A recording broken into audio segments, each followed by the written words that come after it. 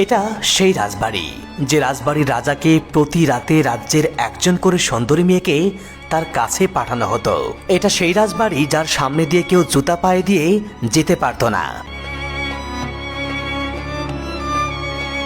এটা সেই রাজবাড়ি যেখানে রাজা ও তার মন্ত্রীদের মনোরঞ্জনের জন্য রাজ্যের সব সুন্দরী রমণীদেরকে ধরে আনা হতো, আর এই রাজপ্রাসাদের ভেতরে চলত তাদের উপর নির্মম নির্যাতন।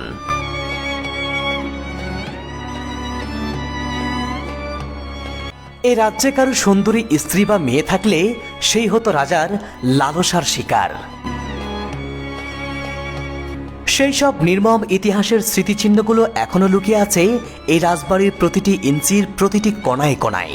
সেই সমস্ত লোমহর্ষক রহস্যঘেরা ইতিহাসগুলো তুলে ধরব আজকের এই ভিডিওতে।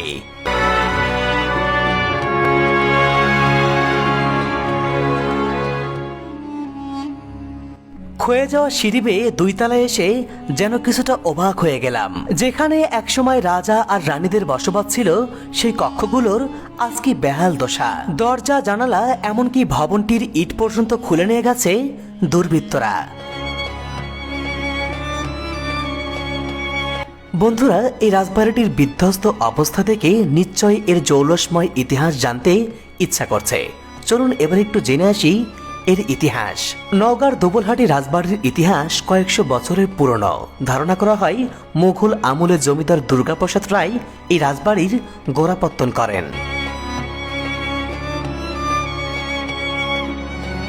রাজবাড়িটির স্থাপত্যশৈলীতে মুঘল, ইউরোপীয় আর বাংলার নিজস্ব ধাঁচের সমন্বয় দেখা যায়। একসময় এখানে বিশাল প্রসাদ, অতিথিশালা, নাট মন্দির আর বিভিন্ন প্রশাসনিক ভবন ছিল।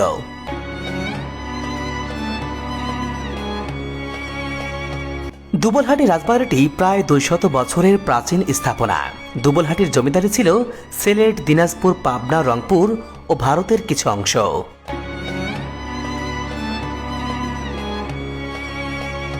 1892 খ্রিস্টাব্দে জমিদারি প্রথা বিলুপ্ত হওয়ার পরে তৎকালীন রাজা হরনাথ রায় চৌধুরী সপরিবারে ভারতে চলে যায়। রাজবংশের স্মৃতিস্বরূপ 5 একর এলাকা জুড়ে বিশাল এই রাজবাড়িটি বর্তমানে প্রত্নতত্ত্ব অধিদপ্তরের অধীনে রয়েছে। কথিত আছে এই রাজবাড়িটি দিনের বেলায় একটি ঐতিহাসিক স্থাপনা, কিন্তু রাত নামলেই নাকি বিধ্বস্ত দেওয়ালের অন্ধকার কোণায় জেগে ওঠে বহু শতাব্দীর পুরনো গুঞ্জন। জনশ্রুতি আছে এই রাজপ্রাসাদ একসময় শুধু রাজকীয় জাঁকজমকের কেন্দ্রই ছিল না, ছিল ভয় আর আতঙ্কের নাম। লোকমুখে শোনা যায় জমিদার আর রাজারা ছিলেন অগাধ ক্ষমতার অধিকারী। সেই ক্ষমতার নেশায় তারা রাজ্যের সুন্দরী যুবতীদেরকে ধরে নিয়ে আসতেন। আর এই যে ঘরগুলো দেখতে পাচ্ছেন, এগুলোর ভেতরে চলত তাদের ভোগবিলাস আর অমানবিক অত্যাচার।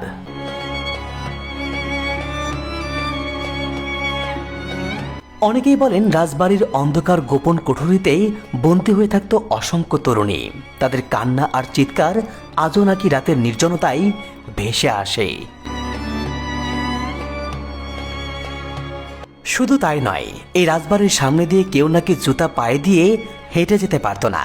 রাজবাড়ির সামনে দিয়ে যেতে হলে জুতা খুলে মাথা নিচু করে তারপর যেতে হতো।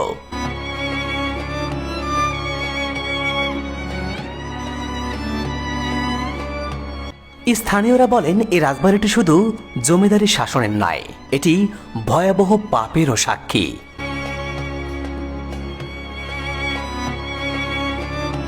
আজ ধ্বংসস্তূপে দাঁড়িয়ে আছে সেই রাজবাড়িটি। ইতিহাসের বইয়ের পাতায় শুধু লেখা আছে রাজা জমিদারদের বীরত্ব আর সম্পদের কাহিনী, কিন্তু অন্ধকারে লুকিয়ে আছে এমন সব গল্প যেগুলো হয়তো কখনোই প্রকাশ্যেই আসেনি।